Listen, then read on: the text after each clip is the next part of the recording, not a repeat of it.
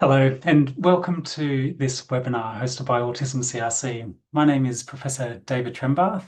I was the co-chair of the group that developed the national framework alongside Amy Fitzpatrick.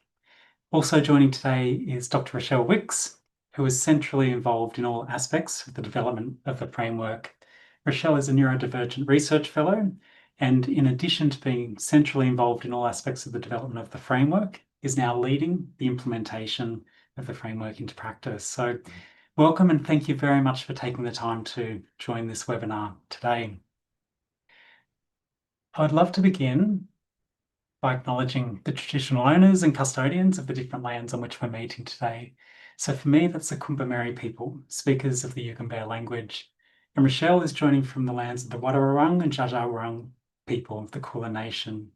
We pay our respects to elders, past, present, and emerging, and extend that deep respect to all Aboriginal and Torres Strait Islander peoples, including those joining today. Just briefly, some housekeeping. So this session is being recorded, and if you've registered for the webinar, you'll receive a link to the recording in the coming weeks. Automated closed captions are available. So for that, just click on the CC button on your screen. We'll have the presentation first and then follow up with time for Q&A. There's a Q&A function on the screen if you'd like to use that to pose questions. We have had thousands of people register for the webinar today and joining, so it's possible we won't get through all of the questions, but we'll do our very best and probably answer a number of them in a thematic way. We look forward to that. We'd greatly appreciate you taking time to leave some brief feedback at the end of the webinar as well. And we'll provide the link at the end of the final slide. It's important to also make some acknowledgements up front. So this work was commissioned by Autism CRC with support from the Australian Government Department of Social Services, Information Linkages and Capacity Building Grant. And to make the framework come to life, it was only possible because of all of the people who contributed, including individuals and organisations. Central to this, the children, the family and the community members who contributed their wisdom, their insights, experiences and ideas, as well as the organisations that supported the work, including Indigenous Allied Health Australia as a partner in the project and members of the reference group. In terms of today, what we'll do is we'll go through 5 main topics. So we'll talk about why a framework is needed, how it was developed, what does it say, and then what does it mean for you? Then we'll go to the questions and answers. So Rachelle's going to answer the first 2 questions, and then I'll take the second 2 and we'll come together for the question and answers. So I'll hand over to Rachelle. Thanks, Rachelle. Thanks, David.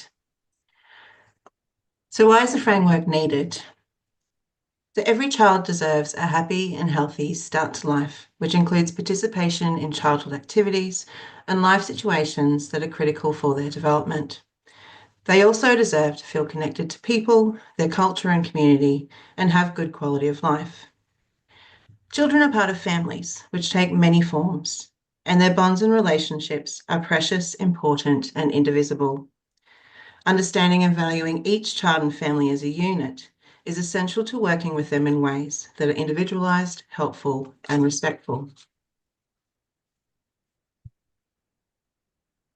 All children have strengths and experience challenges, but some children experience additional challenges with their functioning that can arise from a combination of personal and environmental factors. A child's functioning refers to their health, activities, and participation, and includes the influence of personal and environmental factors. Challenges can vary on the time, place, and situation, and arise when there is a gap between what the child and family needs and what the environment provides. When challenges exist, children and families may benefit from supports that are tailored to their own strengths and support needs, irrespective of whether a child is diagnosed with one or more conditions or not. So the starting point for understanding children's functional strengths and support needs is assessment, to develop a holistic understanding of each child and family. Assessment, first and foremost, centres on input from the child and family and is typically carried out by health and/or education professionals, but can involve the input of a range of people. If a child has support needs, differentiation of those needs is often required. In schools, differentiation refers to the ways that teachers individualise learning support based on child's individual needs. In the framework, this same individualised approach is applied by considering each child's strengths, support needs, and support options in a holistic sense across their life situations. This is done with the understanding that no two children and family are the same, and that it is not about prioritising one child and families over another.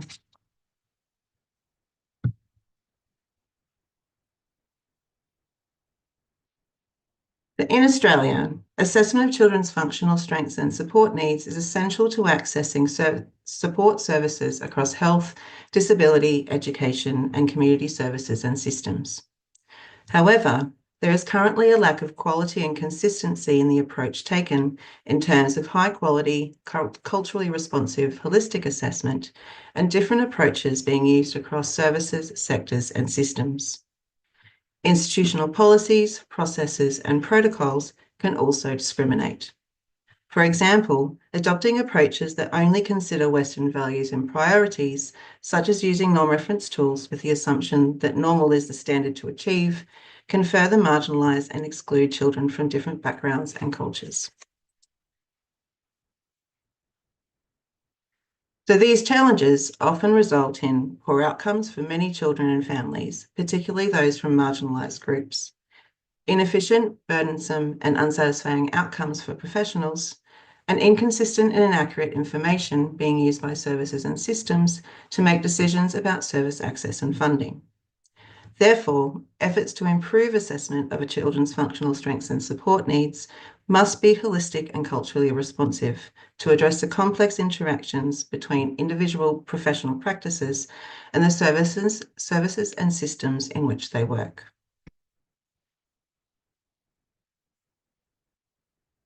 So how does a framework help? Well, frameworks are commonly used to set out a vision and approach for addressing complex issues where multiple complementary tools, resources, activities, and approaches may be needed.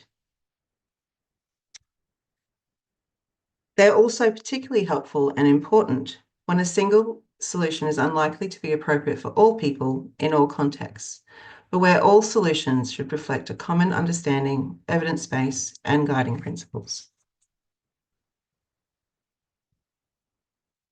So the framework was designed to sit in the middle of a range of initiatives that aim to improve assessment, differentiation, and written reporting of children's functional strengths and support needs, and in turn, the quality and consistency of decisions, services, and supports that flow through it and from it. So how was the framework developed? The process of developing the framework started with the questions in relation to assessment, differentiation, and reporting of children's functional strengths and support needs. So these questions were central. What are the guiding principles and what guiding principles are important? What approach should be used? What information is most critical to consider? What tools are available? And what safeguarding should occur? For more details about how these questions were answered and the information that was used are laid out in detail in the supporting information document that's available through the Autism CRC website. So the project team that developed the framework included professionals with diverse knowledge, experience, skills, and perspectives that were relevant to the framework. This diversity included a range of professional disciplines, neurodivergence, cultural and linguistic diversity, human-centered and empathic design, and framework and guideline development. The framework was co-produced in partnership with 23 community and professional organisations. Organisations were invited to contribute to the co-production process because they brought views, perspectives, and experiences that were directly relevant to the development of the framework. including those related to children's health, learning, participation, and well-being, lived experience of disability and supporting people with disabilities, Aboriginal and Torres Strait Islander peoples, and culturally and linguistically diverse communities.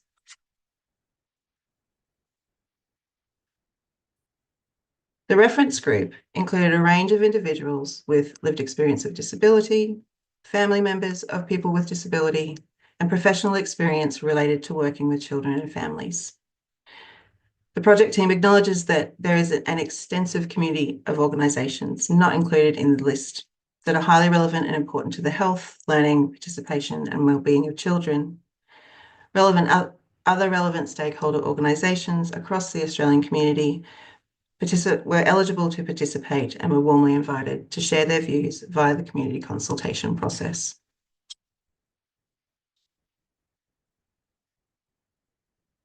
So how were the research questions addressed?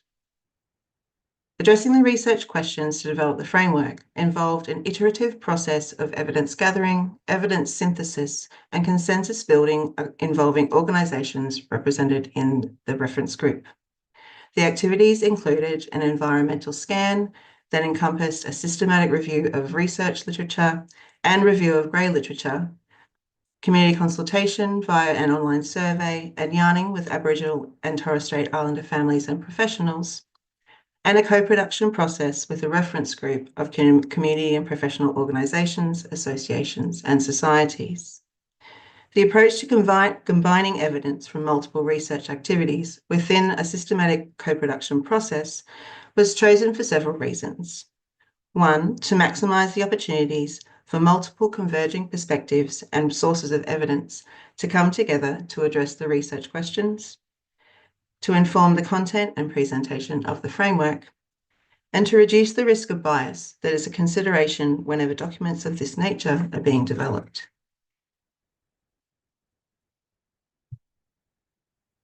So why the emphasis on co-production? The development of the framework presented a meaningful opportunity to build consensus across sectors and professions on such a far-reaching and important issue. The co-production process was essential in considering the different and complementary views and experiences of those representing members of the community and professionals who work with children and families in a way that was systematic, deep, and iterative.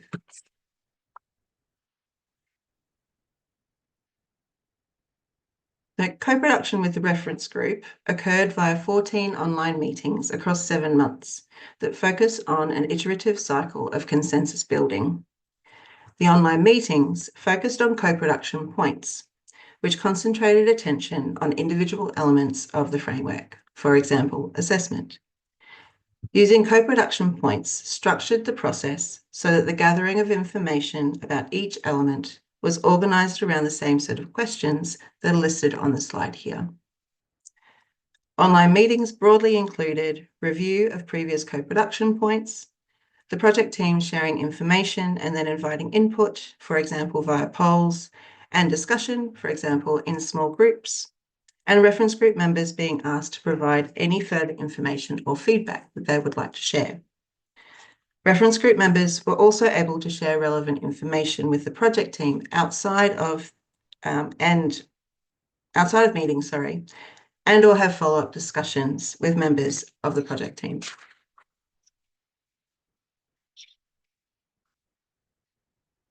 So in summary, the evidence gathered included 52 articles gathered through the grey literature review from which data were extracted. The research review included 3 articles, 2 quantitative research studies and a research report that met the inclusion criteria. We received feedback from 415 community members and 55 organisations who completed the community consultation survey. 6 First Nations people provided insights guided by broad, open-ended questions to ensure the process was culturally responsive and adhered to Indigenous research principles.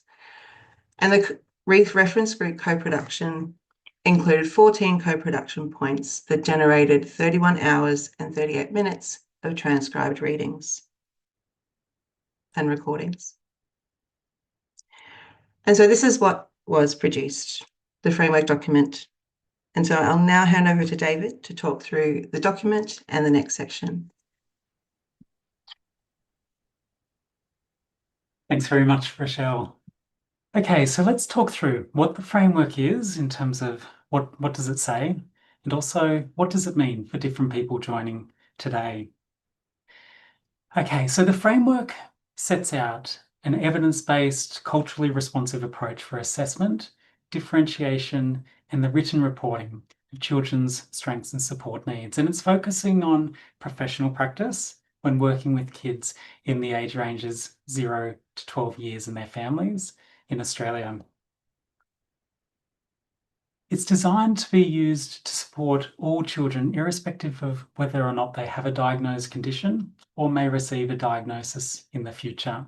And so this includes, but is not limited to, children with developmental delay and neurodevelopmental conditions, children with acquired disability, children with other health and medical conditions that result in the need for additional supports. In terms of the questions, as Rachelle outlined, it's all about assessment, differentiation, and reporting. And in each case, asking, what are the guiding principles? What's the approach? What information is most critical? The tools are available, and what safeguarding should occur? In terms of the target users, so the framework, the primary users of the framework are intended to be professionals who are involved in assessing children's functional strengths and support needs, but that's across sectors. So we're thinking about people working in medical, nursing, allied health roles in the health sector. We're thinking about early childhood educators and teachers in the education system, people working across disciplines in the disability services, and similarly in relation to community services. It's really quite an enormous undertaking to try to develop a framework that works across all of these systems and sectors. And I'd say it's one of the greatest achievements of the work that it's been able to do that. In terms of other users though, it's broader. Obviously, parents and children are intended to be the primary beneficiaries of the framework in terms of better services and supports when it comes to assessment, differentiating, and that process of sharing findings. But it can be used by organisations that work with children and families, organisations that support professionals, including peak bodies and tertiary institutions and training providers, in order to know what to train and how best to support their members, as well as government departments and agencies when it comes to developing policies and operational guidance that helps work in the ways that the framework outlines. So when you look to the document, and hopefully you've downloaded it, but if not, please go to the best practice portal within the Autism CRC website. You'll see that the first main section is around foundations. And the reason for it coming up front is that in order to establish the parameters for the framework, kind of the foundations, it's important to cover a number of key concepts. This includes human rights, the notion that all children and their families have human rights, and we have to work in ways that support, uphold, and promote and advance these rights. This framework is all about children and families. Therefore, it has to honour and respect and value that incredible bond and important bond within children and families and family-like people in some situations that is at the heart of understanding and then best supporting children and their families. As a foundation, the framework emphasises that children have a voice. They should be asked for their views and opinions to the greatest extent possible. We should be thinking about assent and consent where possible. And when we say voices, we're talking broadly in terms of communication, including speech, but of course communication in all ways. As a foundation for good practice, we need to concentrate on social and emotional well-being. That provides a foundation for a healthy and happy start to life and childhood. When it comes to functioning, we're talking about internationally recognised, understood and agreed ways of thinking about functioning, which in this case refers to the ICF, which talks about understanding the child, their activities and their participation in activities, including the environmental and personal factors which impact on participation in everyday life. The framework adopts a developmental perspective that includes in terms of understanding children's development, but also acknowledging that when it comes to assessing and differentiating supports, we have to be thinking about where a child is up to, what's developmentally appropriate in terms of the approaches that we take, but also recognizing that strengths and support needs are likely to change and fluctuate over time in childhood. There is so much happening for kids and families in this period, developmentally and contextually and so forth. And so the process has to be responsive to that. As a foundation, the framework identifies that we need to acknowledge and work against exclusion.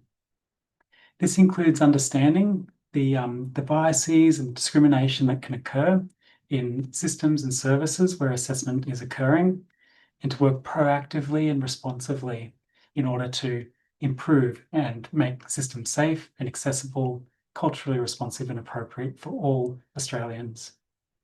The framework says that alignment is important. It's not meant to duplicate or replicate other important pieces of work that are out there, but rather align with them. And that includes in terms of the conceptualizing functioning and disability and working in ways that principles align with other key documents in this space, including other frameworks and guidelines. And finally, when it comes to language and terminology as a foundation, the framework says that we need to use language and terminology that's accurate, respectful, and appropriate. And that may differ with different individual preferences and communities, but at the heart of it is that core commitment to that respectful, appropriate approach. The second section of the framework is about partnering with Aboriginal and Torres Strait Islander children, families, and communities. And as we were developing the framework, the group talked about, is there a section? Is it across the whole framework? And where we landed is that it's absolutely critical to bring together a strong emphasis in terms of centering Aboriginal and Torres Strait Islander children and families and communities at the heart of the framework. But then in doing so, ensure that those learnings permeate every aspect of the framework and what it suggests and recommends and implies. So what does culturally informed, culturally responsive approach look like? Well, it includes, based on the yarning sessions, the development of genuine, meaningful relationships with children, families, and communities, support and advocacy at each stage of the process of understanding, identifying, and working to support children and families in terms of addressing needs and understanding strengths. It includes addressing racism and transformational system change, so working towards a more safe, towards a safe, accessible, appropriate, and responsive system. This brings us to the framework overall. So it sets out this evidence-based, culturally responsive approach, which includes the assessment, the differentiation, and the reporting of children's functional strengths and support needs. And I'll break that down a little bit. So central to the framework are a set of guiding principles. The framework sets out that approaches should be child and family centred, culturally responsive, evidence-based, inclusive, equitable, and coordinated. And in the document, you'll see explanations of each of these principles and how they permeate the whole framework. When it comes to assessment, we're focusing on understanding the child, their family, the culture and context through the lens of functioning, family, fitness, fun, friends, and future. Those F words, as they're described, of childhood disability relate to the ICF, and you'll see those used in the framework in order to provide a more accessible, plain language way of talking about what can be relatively abstract concepts. In the document, you'll see that there is the framework and there's text to explain each of the elements, but there's one of these figures for each of assessment, differentiation, and reporting. And it summarises the approach, the critical information to consider, and the outcome. So for example, when it comes to assessment, it's all about understanding the child, the family, the culture, context, community, and so forth. And some of the critical information to consider, or the critical information, includes the child and family's life situations. So what happens in a day, in a week, in a fortnight, in a month? What are the places and spaces that they're in? The strengths, as well as the challenges, their aspirations, existing supports, and support needs where they exist. And so the outcome in this case should be a clear and complete understanding, a holistic understanding of the child and the family. And in doing so, clearly identifying if there are support needs, and if so, what those are. The differentiation is when a child, family, when there are support needs, there's a question of, naturally, of which to focus on first, or in what combination, or at what point in time, and so forth. Differentiation is the word that's used to capture all of those decisions, those really often quite challenging decisions that involves a weighing up of a whole lot of information in order to arrive at the best conclusion for each child and family. So it involves working with the child and family to identify what is most important, taking into consideration the benefits as well as potential risks of different options. And if we look here at the approach, an important finding through that co-production process and looking at all the evidence is that the approach should focus first on health and safety. That should be the priority when it comes to thinking about children's strengths and support needs, because that health and that safety provides a foundation then for the activities and their participation in the whole range of childhood activities that are appropriate in their culture and their context and community. It's not to say that these aren't interwoven. We know that increases in participation can have amazing benefits for health and well-being. But what it is saying is we do need to ensure that the health and safety is prioritised. Now, when it comes to the critical information to consider, as you can imagine, I'm sure the child and family's preferences and priorities are central to this. And the information collected during the assessment helps to understand these preferences and priorities and all of the relevant information. What the framework suggests is that it's really important to consider two key pieces of information. The first are the opportunities. What are the opportunities for the child and the family if identified support needs are addressed? And what are the opportunities that might come from different types of support options? We're often weighing up one against the other, so we think about the opportunities that each can provide. But at the same time, we're thinking about the risks. So what are the risks for the child and family? For example, the risk if a support that's currently in place is taken away, or if a support need that's identified, if that need is not met. Or the risk if a support that is being provided could actually be better done using a different support. These are the questions and the challenges we're grappling with, and the framework provides a way of systematically working through the different considerations. But it also provides a way of different people with different perspectives and understandings and insights of the child and the family, that is, the people that they work with and they invite into this process, provides a way of us having a common language when thinking about the key question of differentiation. What are the child and family's preferences and priorities? What do we know? What are the opportunities and what are the risks? The outcome from this is a prioritised set of support needs. The final part that it covers, the framework covers, is the written reporting. And now we know that as part of any assessment process, understanding a child and a family and strengths and support needs, communication happens all the way through from the very first moment in contact. It's not like we get to the end and then we sort of share findings, not at all. But we do acknowledge that the written reporting plays a key role. It's central to being able to share information in order to access supports and to coordinate and collaborate across systems and services and sectors.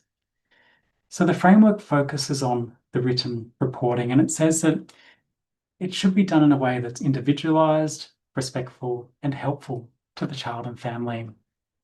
So it includes capturing the life situations and all of those aspects from the assessment. It summarises what was done in the assessment, how did it happen, what was learned, so a synthesis of that information, and recommendations for what can happen next. The outcome should be child and family having a clear set of information to share recommendations, and a plan to move forward. If you recall the questions at the start of this section and also that Rachelle mentioned, there was a question around what tools are available, what competencies are required, and what safeguarding should occur. What we did in the framework is we looked at those, and rather than report them separately for assessment, differentiation, and reporting, it became clear that there were common themes that cut across each of those areas. And so it's reported in that way. And it's clear that a range of tools may be used to support different aspects of the process. However, it's also equally clear that a lot of care needs to be taken to ensure that the tools that are selected are appropriate, they're culturally safe for the child and family, and they're relevant to the assessment and the purpose.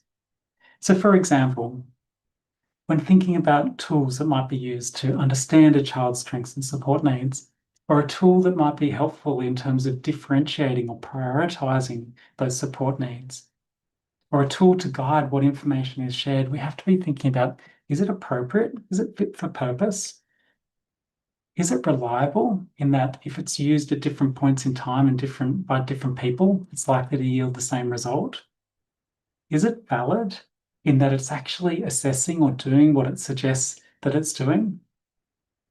We need to think about the benefits and the risks.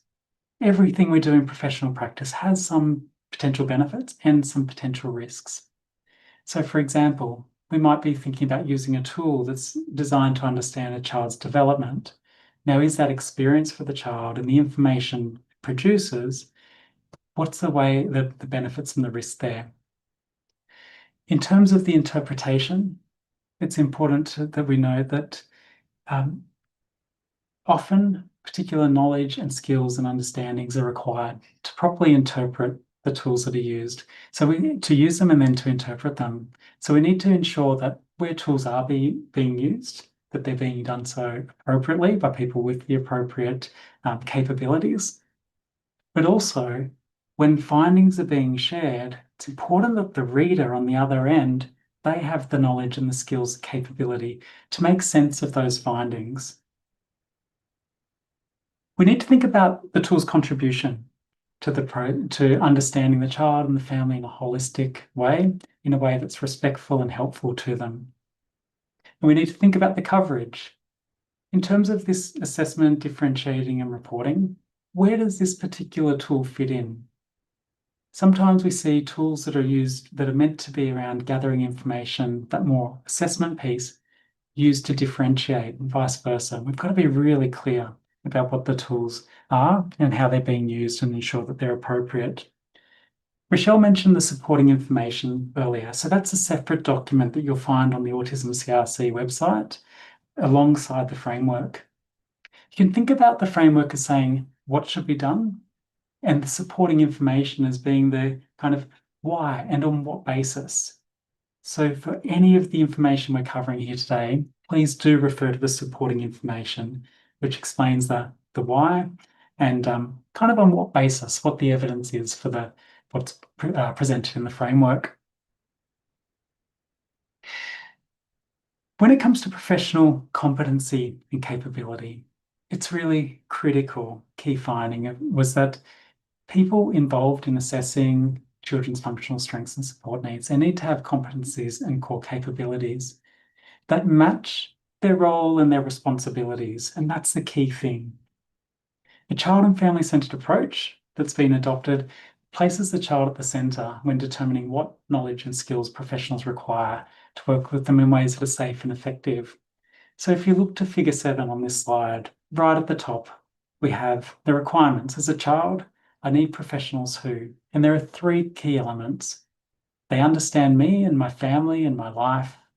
They can help me and my family work out where I am now and where I want or need to be. And they know how to help me and my family get there. The framework doesn't talk about a particular list of professionals. It's inclusive in that it's clear that a whole range of people in diverse professions and life situations, work contexts can contribute to helping to understand the child and family's functional strengths and support needs.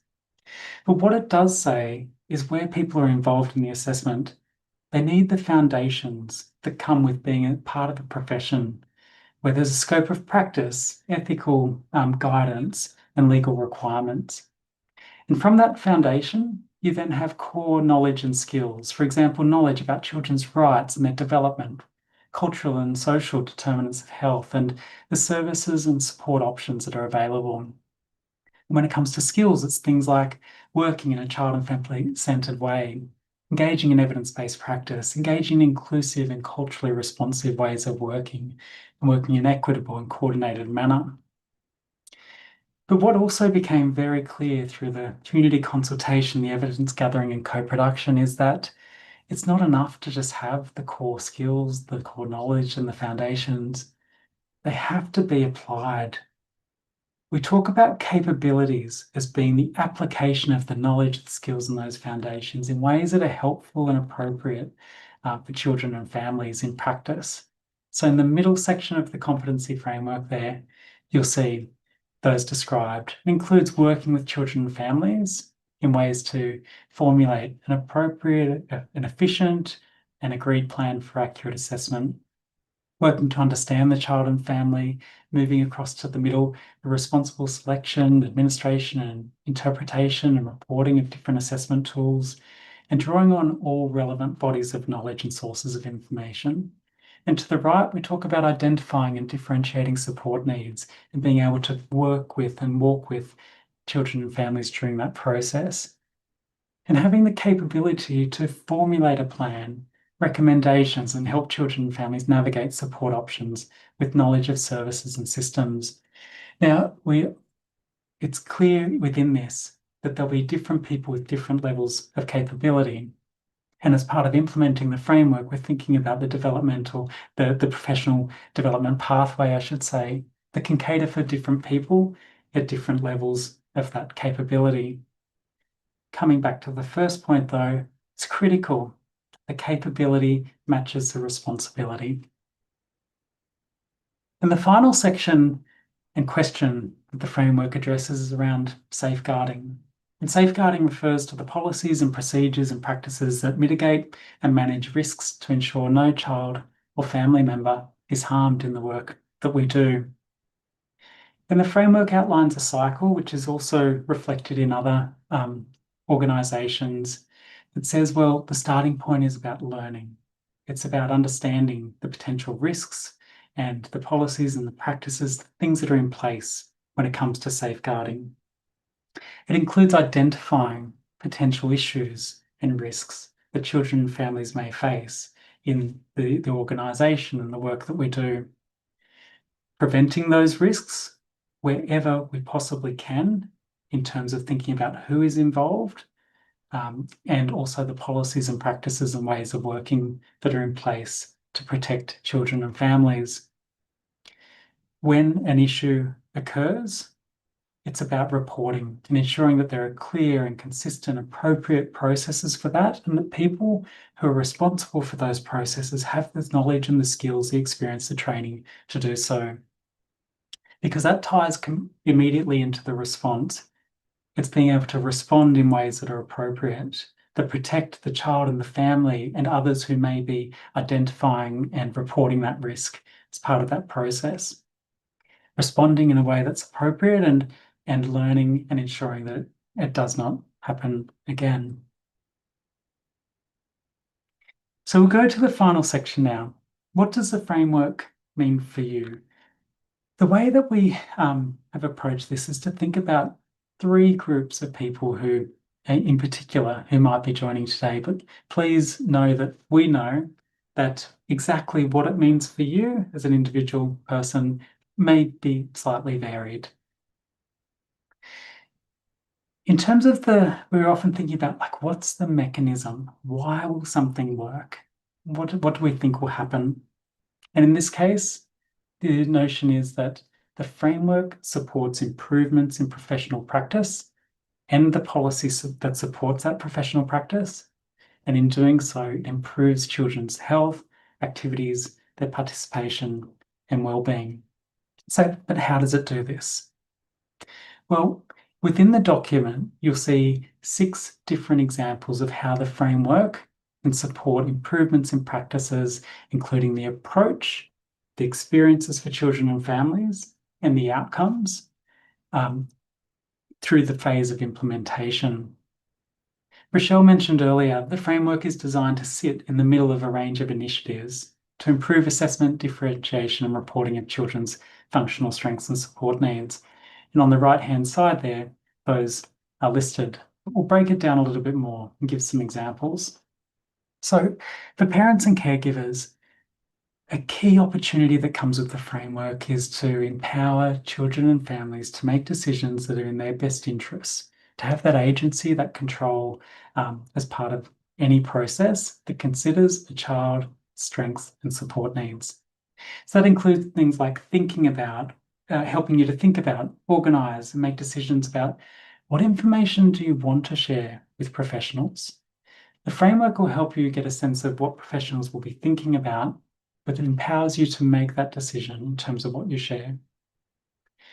It helps you make decisions when it comes to prioritizing supports. The framework sets out the key information to consider. So when you're in conversations with the people who are working to support you, or you're seeking support from, or people who are seeking to understand your child's strengths and support needs, having that common language around your preferences and priorities, the information you know about your child, your family, your situation, culture, context, etc., but also the opportunities for your child and the risks that come with different supports and support options, that can level the playing field and give a common language for having those conversations. It can help you, I believe, to know what kind of best practice looks like, including what to expect from people you and your child are working with, and be empowered to make decisions in the best interests of your child and family. For professionals, the framework provides a common approach and language across different disciplines and systems and sectors. It can guide practice, including the selection and use of tools, as well as professional development. And again, I'd really encourage you to look at the framework, but also the supporting information in that regard. When implemented as intended, this approach can help deconstruct exclusion through the emphasis of inclusive, culturally responsive ways of working. And it can provide a common focus in developing new and complementary tools and resources. So it can support the improvements in professional practice, deconstruct exclusion, and develop new tools and resources, inform that development. There are two things that we have underway at the moment, again, supported by Autism CRC. The first is the development of the Strengths and Support Needs tool. This is a consistent way to gather information about children's strengths and support needs from a range of relevant people based on the framework. And the second part, which I mentioned before, is a professional pathway with foundational and lead practitioner training modules in the first instance. So that's all about capacity building resources for professionals, lead practitioners to implement the framework in practice. And the final part is around policymakers, the final group we'll consider just as a broad group. I'd suggest that the framework offers an unparalleled opportunity with community and professional groups, interests and efforts all aligned. There's agreement for the first time across systems and sectors around what good assessment, differentiation, and that process of reporting looks like.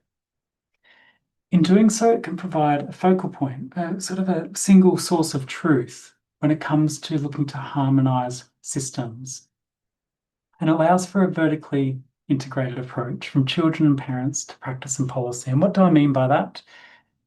It's about getting back to basics there when it comes to the assessment and understanding the child and the family. What are their life situations, strengths, challenges, existing supports and support needs, their preferences and priorities? And when it comes to differentiation, what are their preferences and priorities and aspirations? What do we know from the assessment, and what are the opportunities and the risks? When it comes to reporting, how can we ensure, well, we know how to ensure it's a safe, helpful, and appropriate, respectful process. What I'm suggesting here is that the framework sets out these fundamental characteristics, and they can be reflected in each step, from the conversation with children and parents, through to the practice of the professionals supporting them, to the policy that in turn supports those professionals. But it must be implemented responsibly. There are probably two key things here. One is that it's important the framework is taken as a whole. It's important not to just pick and choose different parts of it to support different decisions. Good decisions will be made when all of the framework is considered in a holistic way. And the second part of it is to ensure that when we set out best practice, that where current practice might fall short of that due to a whole range of factors.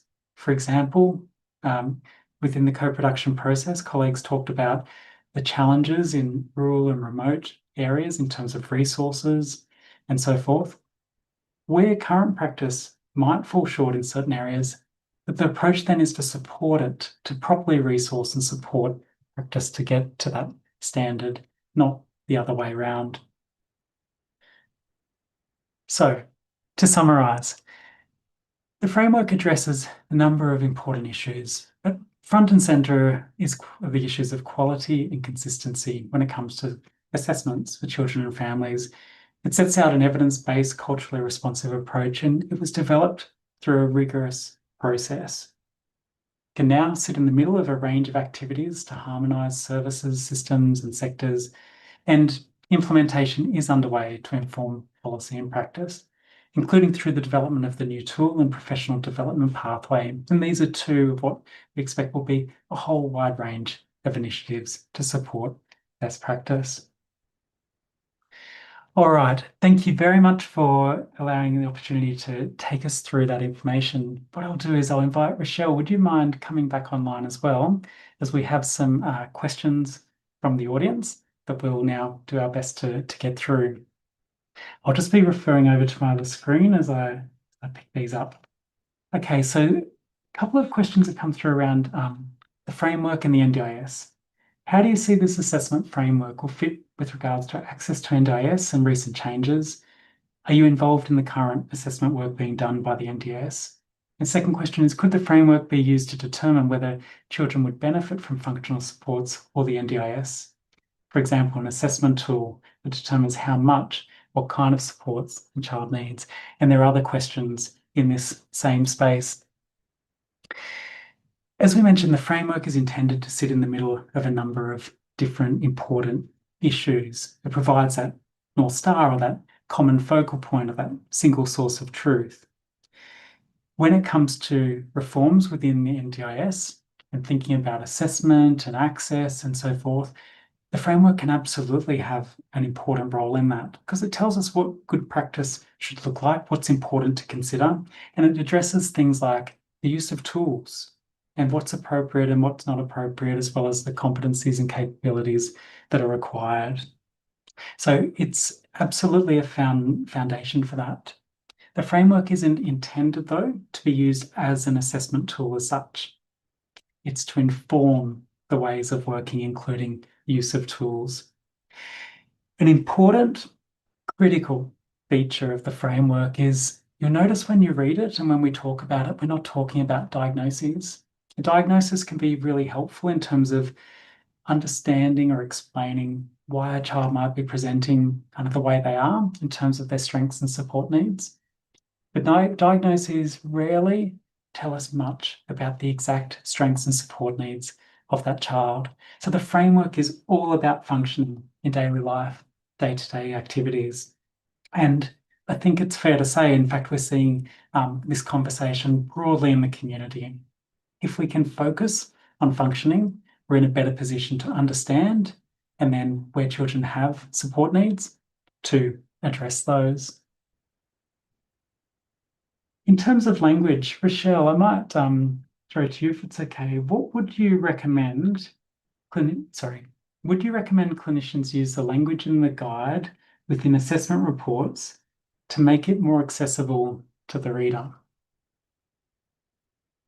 I think the first answer that comes to mind is yes. I guess that was part of the intention of the framework, is it's providing that common language with an aim to facilitate shared understanding and coordination between professionals and with children and families as well. So we know that if we're using the same terms and we have the same understanding about something, and using that language can only help to facilitate better outcomes and communication more broadly. David, is there anything you wanted to add? Yeah, no, thanks, Rachelle. We've got another question here around safeguarding. How are families, supporters, and most importantly, children protected from harm from trusted professionals who provide expert advice that results in poor long-term outcomes for children? For example, lifelong mental illness and shortened lifespans. I think the framework plays a role in this, as does, a whole range of system settings and so forth. I'll be more explicit. So what the framework does is it sets out a way of working, and I guess a benchmark, a standard, an expectation of what assessment should look like. And it deals directly with safeguarding, but not just in terms of safeguarding, but not just saying what shouldn't happen and what needs to happen in that space, but outlining the process to help ensure that the process is appropriate, it's safe, it's respectful and helpful. The capability framework is essential here. And I think a key part of that is that differentiation, or differentiating between having foundational knowledge and skills, core knowledge, skills, and so forth, and then being able to actually apply them in ways that are safe, effective, desirable to children and families. And that's through capabilities. So I think it does play an important role. Where I was saying it's part of one of many things, that also includes within professional bodies having strong ethical standards, professional training, development, continuing professional development programs, a proper scope of practice, having that clearly identified, and all of the regulation that can wrap around professionals. Second part of that, I'd say, is that the strength of the framework is that it included a lot of community consultation through the survey, yarning, and also the co-production process. And I've seen in this project and other projects, other pieces of work in recent times, that the community consultation is the single best way to hear the concerns, the experiences, and the insights from the community that can inform improvements in practice. So when it comes to safeguarding, ensuring that we're engaging in approaches that are listening to community concerns and acting on those is really important. Rachelle, would you like to offer any further or different thoughts? No, I think you've covered everything that I was thinking of, David. Thank you. Cheers. Okay, the question around education. How do you envisage teachers using the framework with children in their educational care? As they are not directly involved in assessing children, is this more about how they can engage with families around assessment and how they devise supports and partnerships with families and other support professionals involved with the child? Yeah, Rachelle, would you like to offer some thoughts? I'm happy to. Sure. I think my first thought was that it's a bit of both, actually, in terms of providing that guidance in terms of assessment that happens within the education context, but also providing, again, coming back to that language and terminology, that that shared way of understanding the assessment process, communicating with families, working together with other people who support the child and the family within the school context, and which then ultimately makes the support and the process stronger with people working together. That were my thoughts, David. Yeah, thank you. When I read the question, one of the things my mind goes to is, that critical kind of juncture of the transition to school, and working in a number of different sort of transition programs and seeing others roll out in the community over time. One of the things that strikes me is central to every one of those programs seems to be the sharing of information. And the clearer the communication between the childcare, early childhood education staff, and the teachers, school, principal, vice principal, deputy teachers in the prep or kindergarten classes, the better that communication is, the easier the transition process is. But then I see different types of information shared in different places in different programs. And guess what the framework would do? A very practical example is it would say, well, when it comes to sharing information or thinking about what the child's strengths and needs are, these are some of the key pieces of information to consider, the critical information. But it also can potentially, I think, empower and support teachers in that it's by having that common language. Yes, the childcare, early childhood educator can share that information, and of course, parents and caregivers and family-like people. By having the common language, it then opens up the sharing of similar information where it's appropriate. It's always with consent and only where it's appropriate, but sharing from different perspectives from different other people involved in supporting that child, the medical, nursing, allied health professionals, etc. So communication, common language, common concepts, which then opens up channels of communication, allows conversations around these really critical pieces of information, such as what are the opportunities for the child and what are the risks. In terms of the rollout of tool and the training, I'm just looking at the time. Will the strengths and support needs tool be tailored for different contexts, such as school education and early childhood care? And when can we expect this tool and the professional training to be rolled out? Rachelle? So I'll go to the second question first.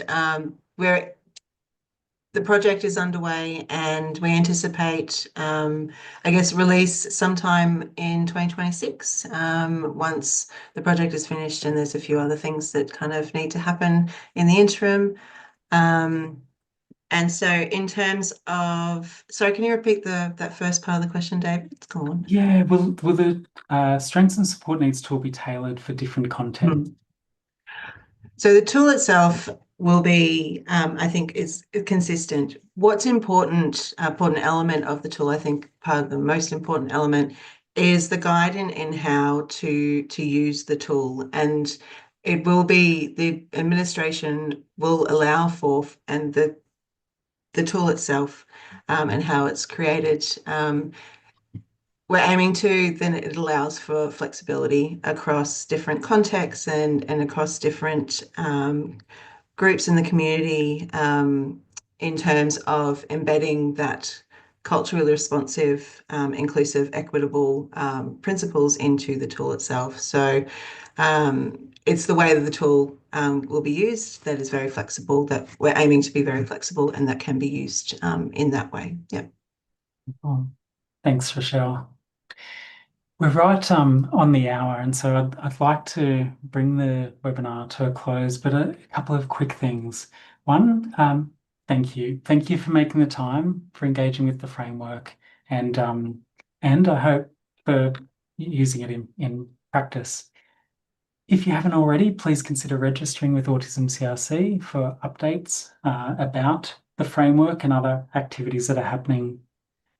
I hope it's been informative and encouraged you to keep learning more about the national framework, and we're really keen to hear feedback. So the survey will follow, I understand. There was a final question which said, what would you do differently if you were to do it all again? One thing to note is Autism CRC has been working in this space for quite a number of years now in terms of developing guidelines and resources and support. And I've been privileged to be involved in a number of those processes. We are absolutely learning every time we go and evolving in our approaches. The one thing I'd say is that we just can't have enough co-production in these processes. I think we've gone a long way, further than any other process to date, but there's always room for more. When children and families, community come together, that's what's really powerful. And particularly more and more work to bring children into that community consultation process. So thank you very much again for coming together today. I hope it's been helpful and look forward to coming together again soon. Thank you, everyone.